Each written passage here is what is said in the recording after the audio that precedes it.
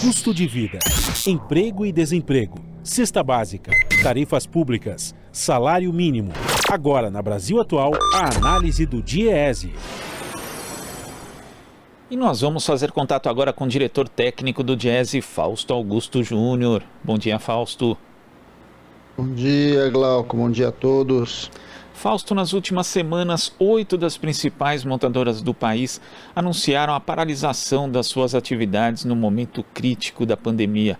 A gente sabe que a questão da saúde pesou, mas também existem outros fatores por trás dessa decisão, no caso dessas 8 montadoras, Fausto.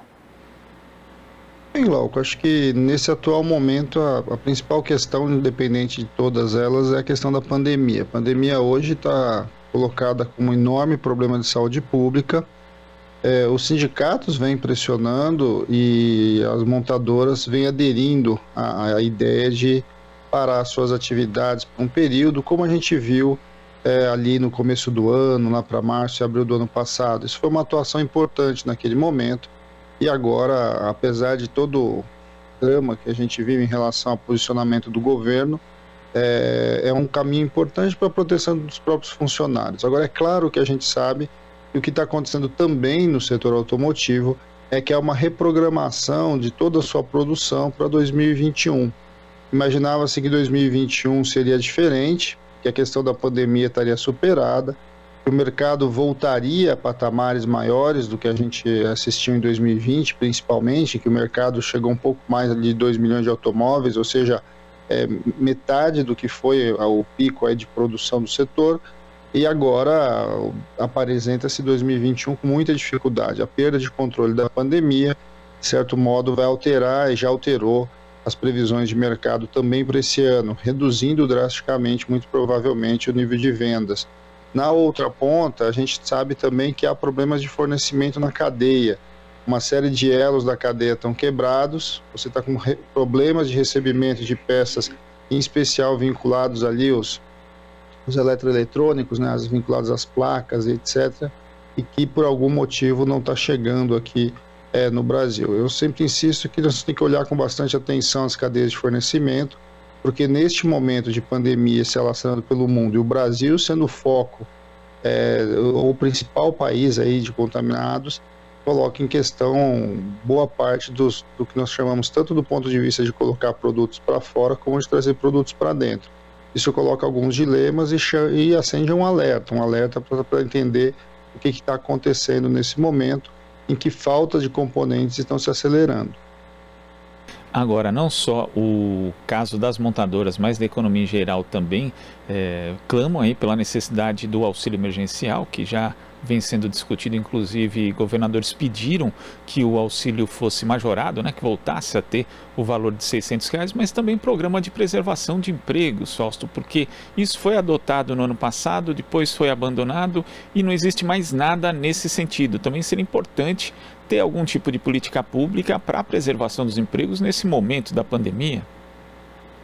Não há a menor dúvida, em especial em alguns setores que a gente está assistindo, né? O setor de comércio é um setor que já sofreu muito na pandemia, agora vai sofrer mais.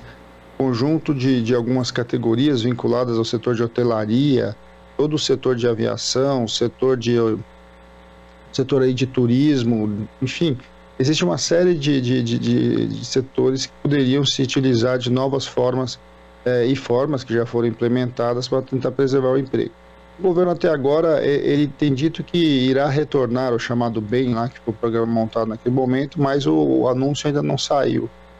O auxílio emergencial saiu uma base muito menor e, de fato, a gente fica olhando assim, um processo em que a pandemia está avançando no país, chegou no seu maior nível, medidas de isolamento social precisam ser tomadas e em algumas regiões já estão sendo tomadas, mas ao mesmo tempo você não vê o mesmo movimento em relação ao Estado brasileiro. Primeiro, ele é um Estado que está desarticulando a questão da pandemia, não tem uma centralização de ação, e segundo, ele é errático, né? Ou seja, o presidente agora voltou, parece que nós voltamos a começar a discutir a pandemia. Parece que tudo está começando agora, como se nós não tivéssemos com mais de 3 mil mortes por dia algo que e passado mais de 300 milhões de mortos. Então, e aí ficamos numa discussão do que volta e do que não volta. E aí quando volta, primeiro que volta em patamares menores, segundo que leva muito tempo, né? Vamos lembrar que nós já estamos acabando o mês de março, estamos indo para o quarto, daqui a pouco vamos entrar o quarto mês do ano, o programa de manutenção do emprego não saiu, o auxílio emergencial sai, mas também não sai, o valor de fato ainda não foi colocado, vamos começar todo o processo de burocrático que a gente sabe que os bancos levam, enquanto isso a população vai sofrendo principalmente com a própria pandemia de um lado, mas com as suas consequências econômicas. E o que mostra, né, o caso das montadoras, é que não existe contradição entre salvar vidas e economia. Na prática, hoje, o que a gente tem é uma economia desordenada, com uma ineficiência em relação às ações de combate à pandemia, e uma coisa acaba contaminando a outra, né, Fausto? Porque a gente sabe, por exemplo, que quando as pessoas vão comprar um carro, elas planejam, não é uma compra de um bem pequeno. Como planejar hoje no cenário brasileiro em que a gente está no momento crítico da pandemia e que também a economia não anda? Não tem condição, né? E a gente está falando de um bem, né? um bem móvel ali, né? Agora imagine um bem de consumo, que é o caso do automóvel. Agora imagina você pensar num investimento mesmo, investimento de uma nova planta, investimento de uma inovação tecnológica que você vai trazer, um investimento que de certo modo gera empregos, gera divisas, aumenta o PIB. Ou seja, o investidor produtivo, principalmente, ele tende a ficar parado, né? Ele tende a proteger o seu recurso, ele não sabe de fato para onde as coisas vão na economia brasileira. E vamos lembrar que nesse caso não é só a pandemia acelerou uma série de dificuldades, mas a taxa de desemprego continua alta e já era alta antes da pandemia e deve continuar alta depois da pandemia. A gente tem uma taxa de crescimento muito baixa no Brasil, independente da pandemia ou não, e a pandemia está jogando lá para baixo. Na verdade, o que a gente tem é uma grande desorganização do Estado brasileiro, não há uma proposta clara, né, de desenvolvimento econômico, e que agora, no meio da pandemia, muito menos, né? E a pandemia mostrou em relação a esse governo algo bastante importante quando a gente pensa em crescimento econômico, que é planejamento. Não há planejamento, não há uma direção para onde o Brasil está caminhando. Não tendo esse tipo de direção, fica muito difícil você retomar investimento e você tomar decisões para onde as coisas caminham. O que a gente tem assistido é uma flutuação do câmbio muito acelerada, agora um processo de elevação dos juros, né? E junto com a elevação dos juros, você está vendo ali um embate bastante grande em relação para onde vai a taxa de inflação, e tudo isso colocado num cenário pandêmico, ou seja, a gente vive momentos econômicos bastante difíceis, e que de alguma forma está impactando principalmente o conjunto dos mais pobres, mas também na outra ponta os investimentos e aqueles que de certo modo têm potencial de puxar o crescimento do país. E tem uma coisa, né, que é meio que um pensamento mágico do capitalismo, de parte do capitalismo brasileiro, que acha que desestruturando o mercado de trabalho, você rebaixando a renda e o salário das pessoas, elas vão continuar consumindo. E uma hora para, né, Fausto? Porque as pessoas não vão ter dinheiro simplesmente para consumir, ainda mais bens como carros, né? A gente já teve a saída da Mercedes-Benz, a saída da Ford, e se continuar com essa estruturação de um mercado de trabalho rebaixado, é capaz de outras montadoras saírem também no futuro? Bem, aí nós temos ainda uma visão bastante errática do governo em relação à sua posição com o mercado internacional. No caso do setor automotivo, chama bastante atenção que há um processo de liberalização do mercado, e nesse sentido a gente sabe que o Brasil, apesar de ser um mercado bastante grande, bastante importante no mundo, ele vem perdendo potência, ele tem ficado cada vez menor, e de alguma forma ele vai se acoplando às cadeias, nas suas cadeias globais. Só que com as taxas, com a atual política do governo, algumas montadoras já estão optando por trazer o veículo importado para cá, como foi o caso da Ford. Há também uma percepção do setor em que aqueles que podem comprar um carro novo está diminuindo, né, o número, o consumo do mercado potencial. Isso também está significando que muitas montadoras estão revendo os seus planejamentos de planta, inclusive.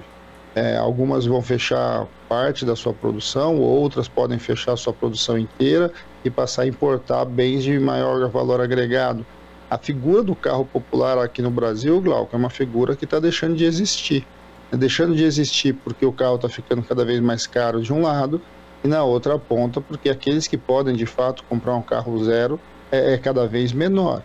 Isso vai sinalizando o empobrecimento também do país e vai sinalizando que se a gente não mudar o atual modelo de desenvolvimento, nós vamos caminhar aí para um mercado do consumidor de fato, no caso do segmento automotivo, os famosos 30%, ou seja, só menos de um terço da população brasileira de fato será potencial de compra de carro novo. Bem, sendo assim, certamente muita coisa vai mudar no setor auto nos próximos anos, porque você vai saindo daquele segmento dos carros para os mais pobres, dos carros menores, em que você faz uma venda longa, uma venda de grande produção, para produções menores, um mercado menor, com veículos mais caros direcionados para a parte mais rica da sociedade.